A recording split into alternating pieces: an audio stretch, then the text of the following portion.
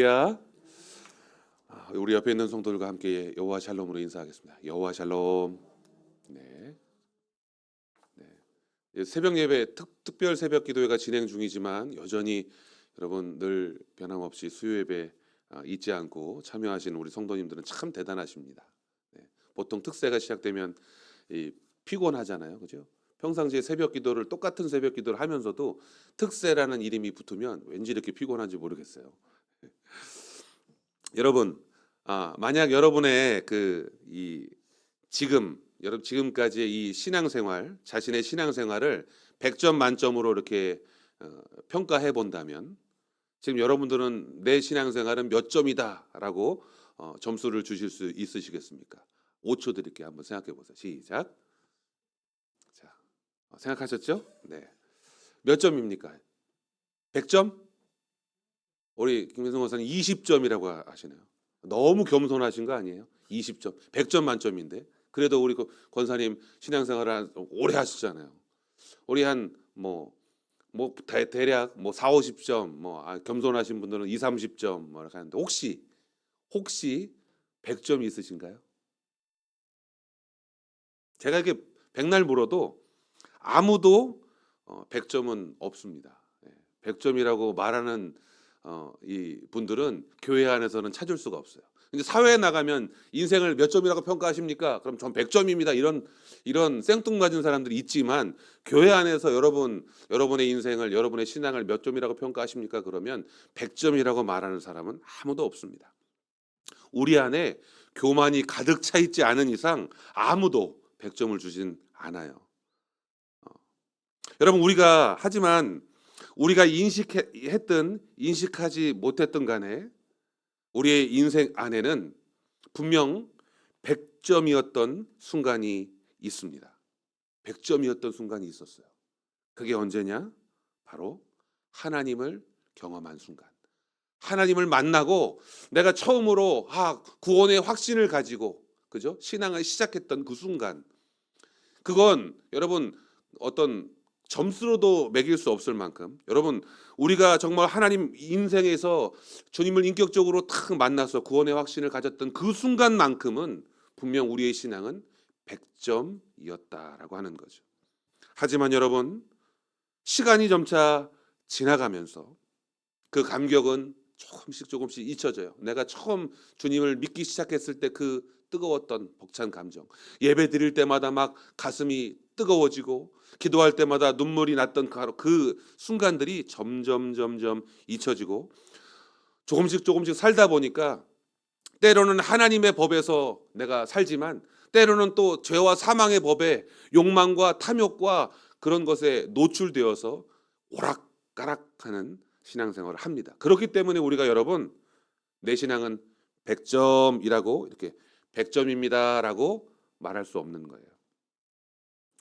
여러분, 우리의 신앙이 왜 이처럼 100점인 상태가 분명히 있었는데 이 100점인 상태를 유지하지 못할까요? 왜 우리 인생에는 역경 내지는 또 우리 신앙의 침체기가 계속 자꾸 찾아오는 걸까요? 저는 오늘 본문에 이 기드온이라고 하는 여러분 이스라엘의 사사입니다.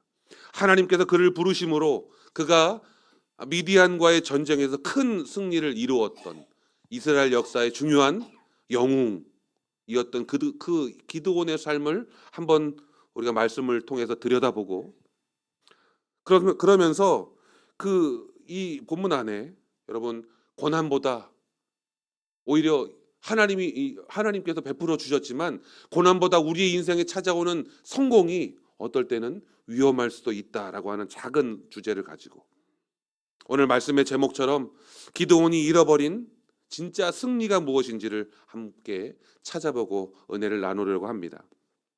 지난 시간 제가 이제 계속 수요일 예배에 계속 말씀 전할 때 이제 사사기를 살펴보고 있는데 가나안에 정착한 이스라엘 백성들에게는 아직 왕이 없던 시절입니다. 물론 제사장은 있었죠. 각기 자기 소견에 옳은 대로 행하며 살았던 시대, 바로 그것을 이 사사 시대, 이 사사기 시대라고 합니다. 근데 이스라엘의 역사에서 이제 가나안 정착하면서 완전히 진멸하지 못한 한 민족이 있었어요. 그게 누구냐 하면 바로 미디안입니다. 근데 이 미디안 족속들이 다시 힘을 키우고 이제 이스라엘 백성들을 역으로 괴롭히는 날이 왔어요.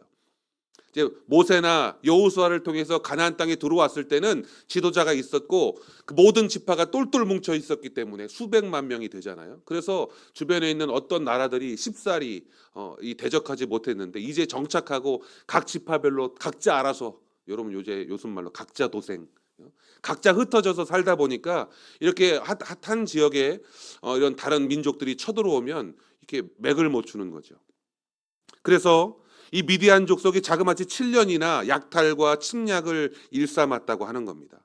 미디안 족속은 해마다 밀과 보리가 익어갈 때쯤 되면 마치 해변의 메뚜기처럼이라고 그러잖아요. 몰려와서 그 수확물들을 약탈해 갔습니다. 이스라엘 백성들의 삶은 정말 두려움이었어요. 고민이었습니다. 근심이에요. 늘, 그리고 다 빼앗기고 나니까 늘 빈곤과 고통 속에 살아야 했습니다. 여러분, 우리가 홍해작전 새벽마다 계속 말씀을 듣고 있는데, 여러분, 구원의 최종점 저 천국을 향해서 우리가 계속 배를 보고 있잖아요. 배를 타고 노를 젓고 있습니다. 근데 그 노를 젓고 있지만 고난, 거센 물결이 계속 오잖아요. 그럼에도 우린 계속 노를 저어야 해요. 그래서 결국 우리가 목표로 삼고 바라보고 있는 천국으로 가는데, 이스라엘 백성들이 겪는 이 고난은 그냥 이처럼 누구나 인생에서 겪어야 하는 그런 삶의 무게가 아니라 하나님께서 뜻하신 바가 있는 겁니다. 뭡니까? 하나님이 아닌 이방의 우상들을 섬기고 이 타락한 죄를 저지르는 바로 그러한 징계성 의미가 이스라엘 백성들의 고난 환난 가운데 들어가 있어요. 자, 하나님이 주목하셔서 보셨던, 오늘 기드온을 살펴보면 하나님께서 부르시는 그 사람조차도 이전의 모습은 어때요?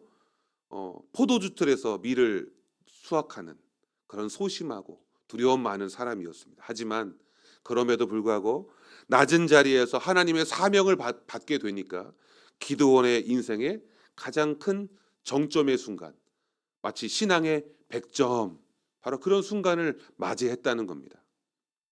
바로 하나님께서 베풀어 주신 은혜, 여러분, 미디안과의 전쟁에서 승리합니다.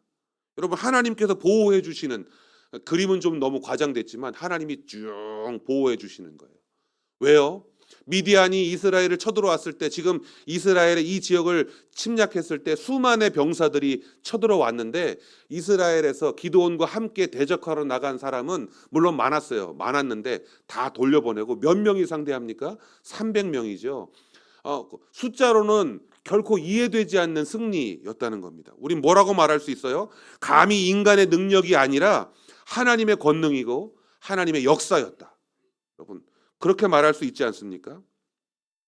바로 이처럼 기드온의 인생에 이런 승리의 순간처럼 저와 여러분들의 인생에도 이러한 100점의 순간이 분명히 있었다는 것, 여러분 기억하시기 바랍니다. 사사기 7장 18절에 보면 오늘 이렇게 말씀합니다. 나를 따르는 자가 다 나팔을 불거든 너희도 모든 진영 주위에서 나팔을 불며 이르기를 여호와를 위하라 기드온을 위하라 하라 하니라. 기드온이 전쟁을 하면서 어떤 방법으로 승리했느냐, 구체적인 건 성경에 자세히 나와 있지만, 여러분 너무 잘 아는 사건이지만, 횃불을 항아리에 숨겨놨다가 횃불이 보이지 않게, 꺼지지 않지만 보이지 않게 했다가 기습적으로 한밤중에 다 쿨쿨 자고 있을 때 항아리를 깨고 횃불을 확 던지면서 뭐라고 외칩니까? 여호와를 위하라, 기드온을 위하라. 갑자기 사방에서 한 300명 정도지만 사방에서 소리가 나니까 어떻게 해요? 자다가 깜짝 놀라서 일어나 가지고, 여러분 당시에 어떻습니까? 손전등이 있어요, 가로등이 있어요, 달빛도 없는 그러한 곳에서 갑자기 적이 쳐들어오니까, 기습을 당하니까 어떤 일이 벌어집니까? 스스로 자중질환하는 거죠. 성경에 뭐라고 나와 있는 줄 아십니까? 친구끼리 칼로 치게 하심으로. 그러니까 옆에서 막 보이는 거 그냥 막 닥치는 대로 칼을 휘두르면서 그냥 피하식별이 안 되는, 그냥 아군을, 자신의 동료를 막 쳐 죽이는 그런 일이 그 미디안 군영에서 일어나고 있었다는 겁니다. 누가 하신 일입니까? 하나님이 하신 일입니다.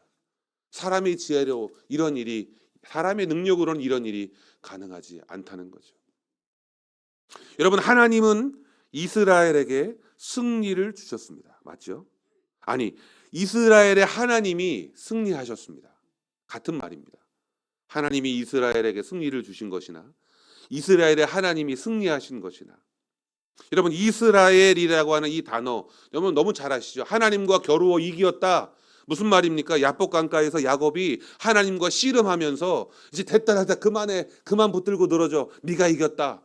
이제 너는 야곱이 아니라 이스라엘이다라고 하나님이 그의 인생 이름을 바꿔 주시잖아요. 하나님과 겨루어 이겼다라는 이스라엘이라는 단어인데, 학자들이 이 단어를 분해하고 분석하면 하나님이라는 이 엘이라고 하는 단어와 다투다, 힘을 가지다라는 이 사라, 그래서 이오타가 붙어서 이오타 사라엘.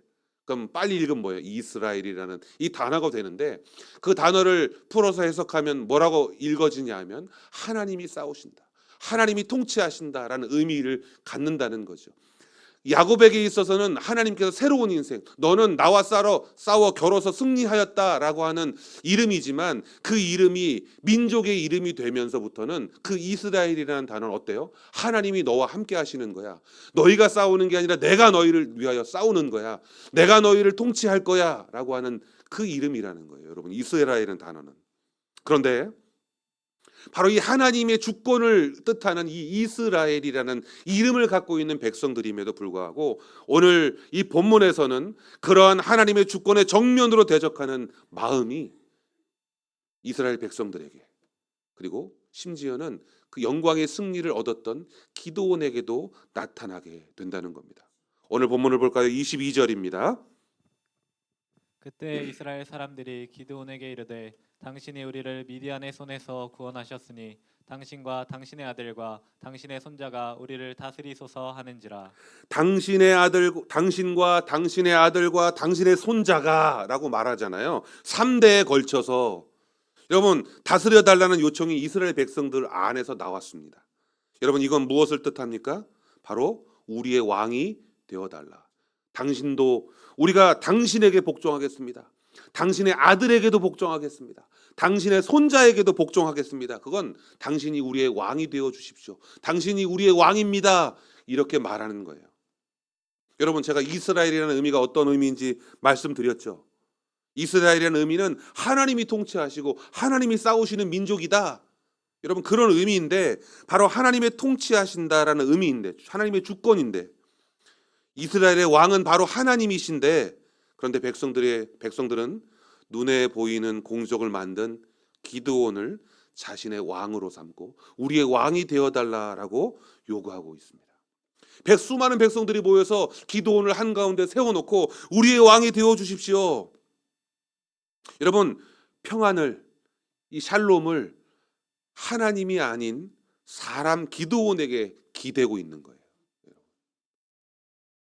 여러분, 우리가 우리의 신앙생활 100점을 유지하지 못하는 것은 어쩌면 하나님께서 베풀어 주셨던 완벽한 그 은혜를 받았을 때 그것이 하나님으로부터 온 은혜임을 고백하고 영광을 돌리고 있느냐라고 하는 거죠. 하나님께서 하셨습니다 라고 인정하느냐라고 하는 겁니다. 우리 안에 고난이 찾아오고 환난이 다가왔을 때 하나님 앞에 기도하니까 그 고난과 환난이 없어져요.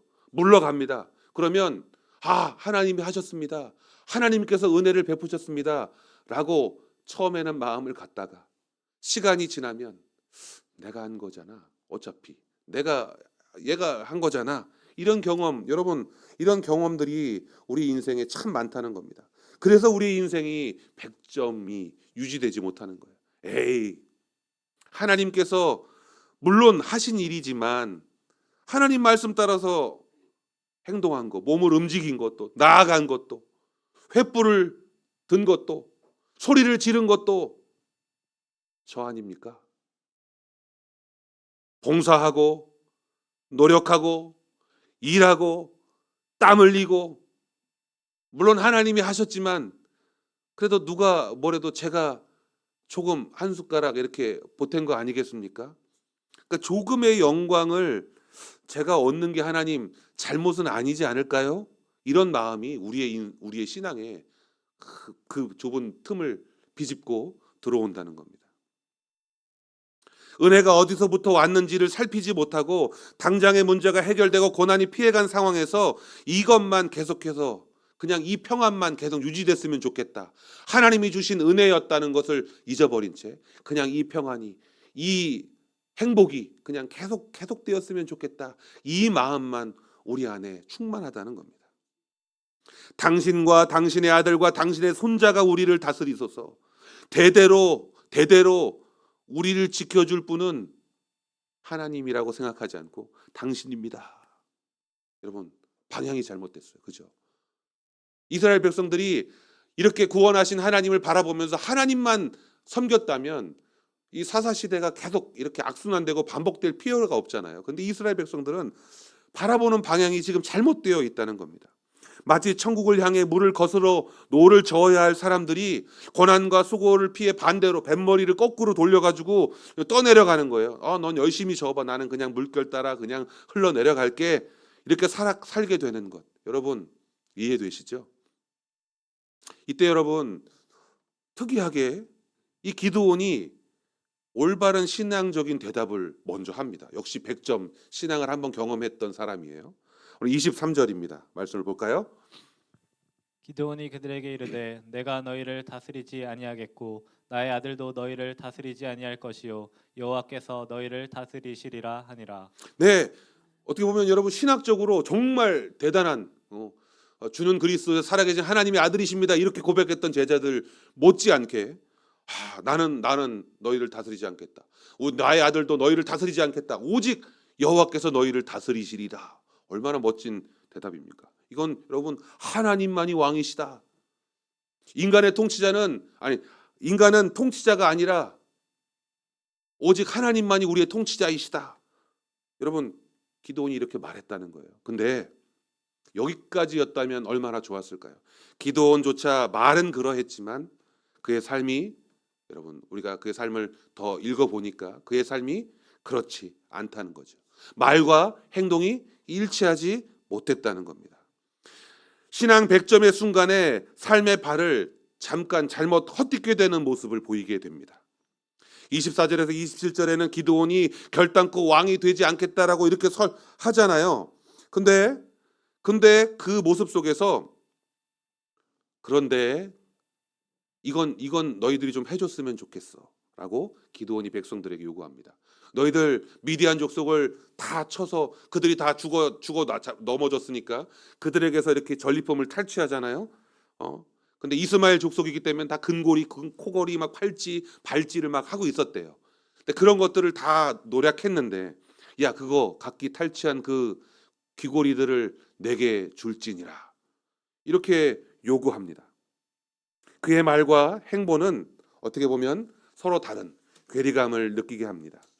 기드온은 왕의 명칭, 왕이라고 하는 호칭은 거절하지만 오늘 보면 행동은요 왕의 전리품을 요구하고 있어요. 전쟁에서 승리한 전리품을 요구하고 있고 그의 인생을 보니까 기드온이 아내를 수많은 아내를 얻어서 그 아내들을 통해 70명이나 되는 아들을 얻었다라고 하는 거죠. 그러니까 여러분 물론 율법에서 이 모세오경에서 보면 아내를 4명 정도는 이렇게 허용한다 하지만 이 기드온은 그걸 초월한 거의 의자왕 수준이었던 것 같아요. 그죠? 뭐예요? 일반적으로 그냥 왕의 삶을 살았다는 거예요. 나 왕은 아니야. 하나님이 왕이야. 나는 왕이 되지 않을 거야 라고 말은 했지만 그의 삶은 왕의 특권을 가지고 누리고 살았습니다. 은연중에 자신의 권위와 왕권에 대한 욕망을 드러낸 모습이라고 할 수 있겠죠. 심지어 자신의 아들 중에 하나의 아들에게는 그 이름을 아비멜렉이라고 지었어요. 그 아비멜렉이라고 하는 이 말의 뜻은 무엇입니까? 나의 아버지는 왕이시다. 그래요. 그러니까 뭐라고 해석됩니까? 그럼 누가 왕이란 뜻이에요? 내가 왕이란 뜻이잖아요. 아들의 이름을 아비멜렉, 네 아버지는 왕이다 이렇게 전했으니까 누구예요? 내가 왕이다라고 하는 은연중에 그 마음이 그 안에 들어가 있는 거죠. 기드온은 전리품을 가지고 에봇을 만들었습니다. 군사적으로는 이미 모든 권력을 가졌지만 그것에 만족하지 아니하고 제사장이 사용하는 도구인 에봇을 금으로 제작하여 그것을 어디에 둡니까? 자신의 집에 두었다라고 하는 겁니다. 여러분 기드온은 레위 지파가 아니에요. 므낫세 지파의 사람입니다. 그가 제사장 역할, 제사장 노릇을 할 수 없다라고 하는 거죠. 정치적인 통치뿐 아니라 종교적인 통치를 스스로 이루겠다라고 하는 의지가 기드온의 삶에 이렇게 보이는 거죠. 결국 성경은 이 일에 관하여 27절에서 이렇게 평가합니다. 기드온이 그 금으로 에봇 하나를 만들어 자기의 성읍 오브라에 두었더니 온 이스라엘이 그것을 음란하게 위함으로 그것이 기드온과 그의 집에 올무가 되니라. 올무가 되었다는 여러분 이 평가는 훗날 기드온과 그의 가문이 즉 그의 아들과 또 그 아들 70명이 죽임을 당하는 결과로 이어집니다. 이제 9장 사사기 9장으로 넘어가면 그 아비멜렉 나의 아버지는 왕이시다는 그 아들 녀석이 자신의 형제 70을 다 죽이고 스스로 왕이 되어 버리는 결과를 낳게 된다는 겁니다. 하나님을 섬긴다는 말을 하지만 결국 하나님이 눈에 보이는 것들을 의지하는 순간 하나님이 주신 은혜는 은혜가 아닌 것이 되고 오히려 저주로 바뀌게 된다는 걸 여러분 기억하시기 바랍니다. 우상은 반드시 금송아지처럼 노골적으로 우리에게 보이지 않아요. 때로는 신앙의 형태로 우리 안에 우리의 삶에 등장하고 신앙에 스며들어 옵니다. 교회 안에서 신앙생활 할 때 하나님께서 매일매일 공급해 주시는 그 은혜를 받지 않고 사람을 의지하거나 환경과 상황에 얽매여 자신의 이익만을 위한 20, 30점짜리 이런 신앙생활을 할 때 결국 남겨지는 것은 하나님의 은혜도 하나님의 통치도 아닌 그런 이렇게 기드온처럼 이러한 성경에서의 적나라한 평가가 나타나게 된다는 겁니다. 사람을 보고 신앙생활을 하다 보면 여러분 결국 그 사람으로 인해 시험을 받거나 실망하고 실족하고 넘어집니다. 주변의 환경들 때문에 그런 것들이 우리의 삶에 올무가 된다는 거죠. 물질을 의지하고 그것을 목표로 살아가다 보면 결국 그 물질로 인해 여러분 고통받고 후회하는 인생을 살 수 있다는 겁니다. 이렇게 하면 잘 살 것 같았어. 저렇게 하면 성공할 것 같았어. 여러분 그런 인생이 된다는 거죠. 33절에 기드온이 죽자 자신을 왕으로 추대하려던 그 이스라엘 백성들, 우리의 왕이 되어 주십시오. 당신의 아들을, 당신의 손자를 섬기겠습니다. 라고 말했던 그 이스라엘 백성들이요. 기드온이 딱 죽자마자 입을 닫아버려요. 마음을 싹 바꿔버립니다. 그들은 결코 기드온을 섬기려던 마음이 아니었던 거예요. 눈에 기드온이 그런 큰 승리를 이루어내고 큰 권력을 가지고 있으니 그 권력 앞에 그냥 복종했을 따름이죠. 상황을 따라 움직이던 사람들은요, 상황이 변하면 그들의 태도가 역시 변하게 되는 겁니다. 성경은 뭐라고 말합니까? 다시 돌이켜 바알들을 음란하게 섬겼다. 여호와를 기억하지 아니하였다. 이렇게 말합니다. 결국 그들의 인생이 그렇다는 겁니다. 하나님께서 이루셨던 그들을 대신해 싸웠던 그 모든 것들을 기억하지 못하고 다시 환난과 고통 속에 또 곤두박질 치는 겁니다. 미디안이 7년 동안 괴롭혔던 그 고난, 그런 역사의 수레바퀴가 다시 반복되는 일들을 또 이스라엘 백성들은 겪게 될 거라는 겁니다. 여러분, 더 나아가 여롯바알이라고 하는 바로 그 기드온이 이스라엘의 베푼 모든 은혜를 따라 그 집을 후대하지 않았다라고 성경은 말합니다. 여러분 그러면 기드온은 도대체 그의 인생에 뭘 이룬 겁니까? 뭘 위해서 그렇게 아둥바둥 살았을까요? 결국 백성들을 믿고 백성들을 의지하고 또 백성들은 하나님이 아닌 기드온을 의지했는데 서로와의 관계가 둘 다 악화되는 것밖에는 남지 않았다는 겁니다. 왜 이 모든 일이 일어나게 되었을까? 이스라엘의 배신은 기드온의 가족들만을 향한 것이 아니라 본질적으로 그들을 구원하신 하나님을 배반한 것과 마찬가지입니다. 기드온이 만들어 놓은 그 금 에봇을 음란하게 섬겼다 성경은 말하고 있어요. 이스라엘 백성들은 이 바알브릿이라고 하는 새로운 우상, 원래 가나안 땅에는 바알 아니면 아세라 이랬는데 바알브릿이라는 새로운 우상 시스템을 만들었어요. 그 하나님과 바알 이 우상을 이렇게 막 짬뽕시켜서 그들이 원하는 하나님으로 만들어내는 거죠. 마치 이 아론을 통해서 이게 너희를 인도한 하나님이다라고 보여준 것처럼 똑같은 역사의 반복을 이루고 있습니다. 여러분, 이 바알불이라고 하는 이 우상, 언약의 신, 이 바알불이라는 건 언약의 신이다라고 하는데, 여러분, 언약의 신은 누구십니까? 하나님이에요. 약속의 하나님, 언약의 하나님인데 바알불이를 언약의 하나님이다, 언약의 신이다라고 말하고 있는 겁니다. 여러분, 이 바알불이 신전이 어디에 세워졌느냐?